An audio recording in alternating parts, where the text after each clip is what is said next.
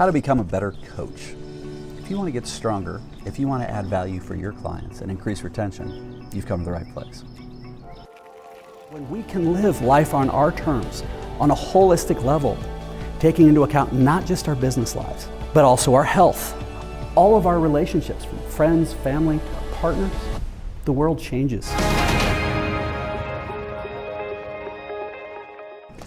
Regardless of the type of coach you are, whether it be a fitness coach, a sporting coach, a business coach, or a life coach, there's some very basic tools and consistencies that are universal when it comes to coaching.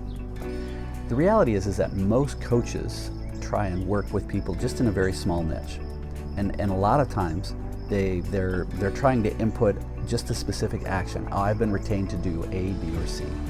But if they can look at the whole person, it's going to help with this, and we're going to talk about this. But the 5 primary areas that we're going to hit today are: number 1 is meet them where they're at. Making sure that you're not just trying to get them to fit with you, but that you're being really curious, you're being present, and you're meeting them where they're at. The second is, how can you learn to address the whole person? Regardless of what sort of coach you are, it's a combination of all the pieces that make the difference. Making sure that you use quality tools, and we'll talk some options and where you can find those and how you can get certifications if you want. How you visualize and help them visualize what success looks like. And lastly, how is it you're going to hold them accountable? So when we go through these, I like to believe that every organization, individual, team, couple is in one of 4 phases: stabilize, visualize, strategize, or execute. And what I mean by this is, if somebody is just running around with their hair on fire and they barely have time to do anything, well, you can talk to them about strategy, you can talk to them about mechanics of how to do something better, you can help them with that, but they aren't going to be able to do any of it because it's going to go in one ear and out the other.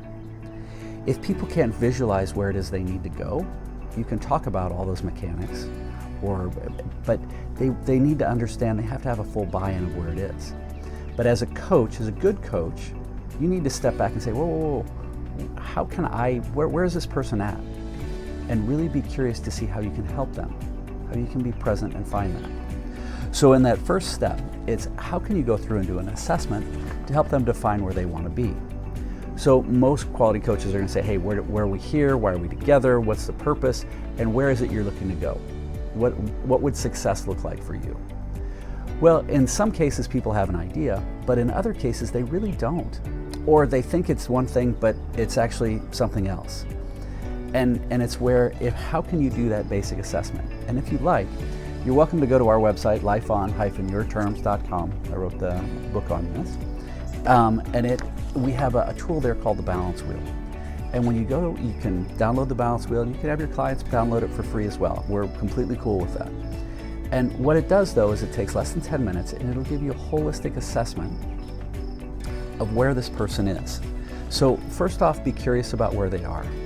If you see that this person is, man, they don't have time to scratch their nose, they don't have time to do anything, or maybe they're sitting with a whole bunch of head trash, or maybe they've got outside influences that are impacting things in different ways.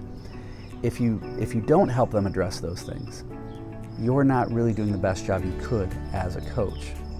So with it, we go through and define where it is they're at. Do they need stabilization and assessment?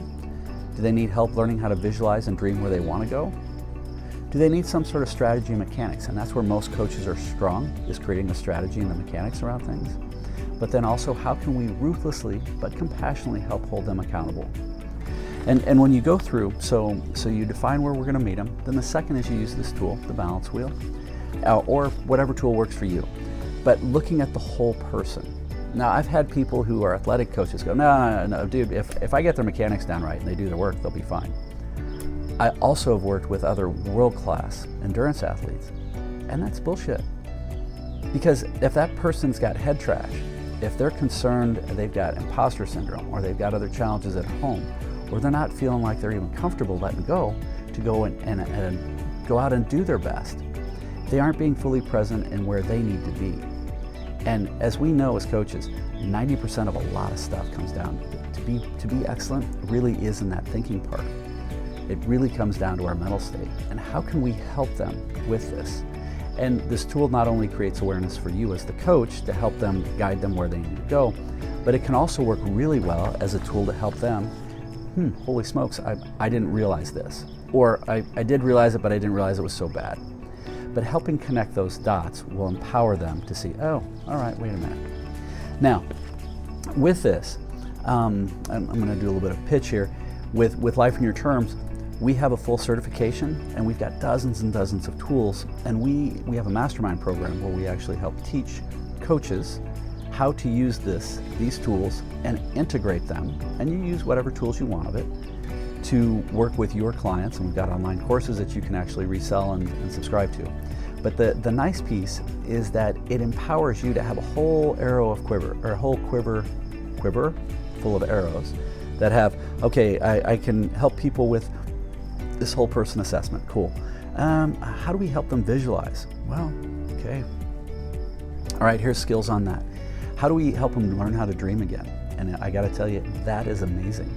I think that's one of our biggest opportunities as coaches, is to help people look at what success could be and challenge them to dream bigger than they ever thought possible.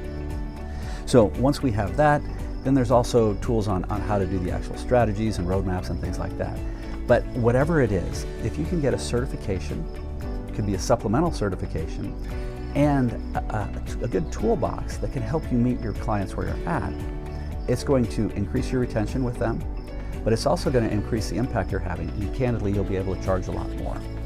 So we have coaches that'll charge thousands and thousands of dollars every month that use our tools. The next piece is going to be able to help them how to start visualizing. And this is where I was talking about the dreaming and the visualizing combined. But when we talk about visualizing, this is one of those areas where it's important to remember that most people live their life in a reactionary shit show. Most of the time they're reacting from this to this to this to this to wherever it is. And if you're working like with professional athletes, it's a little bit easier because we have a very pinnacle point we're trying to get to. But most amateur athletes or professional business people, we're always moving that. But we have to be clear on what is that goalpost. And understanding the motivations of why they want to get to that goalpost is important.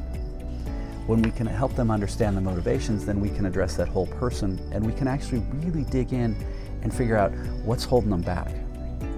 What are the areas that they need to work on? What are the areas that they're strong in? So when we start to visualize, so often, maybe you're helping kids get out of college and they're trying to get their dream job. Well, for a lot of them, it's like those kids will take the job that comes along. Oh, my dad knew this person. Oh, I happen to be good in math, so I did this course. Oh, I happen to know these guys. Oh, these guys were at the job fair. But particularly with the millennials and the Gen Zs, this isn't what they're looking for. It may be what they think they're supposed to do, but they're not going to be happy when they get there. But if you can invest the time and energy, look at them as a whole person and say, hey, well, let's really visualize, what does an amazing job look like? What would that integrates into an amazing life? This can also work with people for, I do endurance, some endurance events, and helping to understand that, no, my job, I've got prosthetics, so I just want to finish. But visualize, what is it like to do that heavy mountain race? And know, what does it feel like when it's done? That's my vision of success. For other people, helping them visualize, maybe they're doing weight loss or strength or businesses we're growing. I've worked with dozens, I've worked with hundreds of companies, and helping them to visualize where they want to take their business. There's a great quote from Henry Ford that says, whether you believe you can or whether you believe you can't, you're right. And I believe that he's very accurate with that. And as good coaches, helping them to become better, helping our clients to become better, is helping them to visualize and really challenge them on what is absolutely possible. So the last area we want to talk about is the idea of ruthless but consistent accountability. I say ruthless because I think it's our job as coaches is to be fearless, which means sometimes we're going to step on people's toes. But if we do it with compassion, and with the right intention, they will love us for it. They may get irritated, they may not like us right at that moment, but eventually they will embrace it, and they absolutely love it. And the more we can build on those types of thinkings, it also builds trust in the relationships.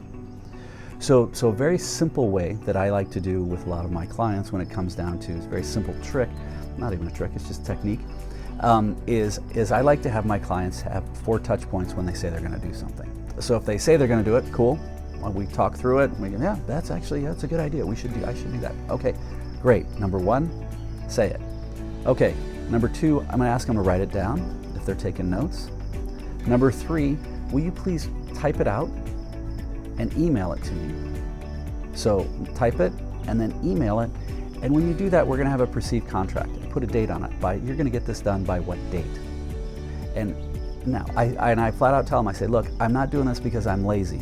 I'm asking you to do this because now you have 4 touch points. And the likelihood of you getting it done starts to go up exponentially. This is where, how can we help hold them accountable? And then when we meet, hey, how'd that work out? I didn't get it done. Okay, why not? What held you back?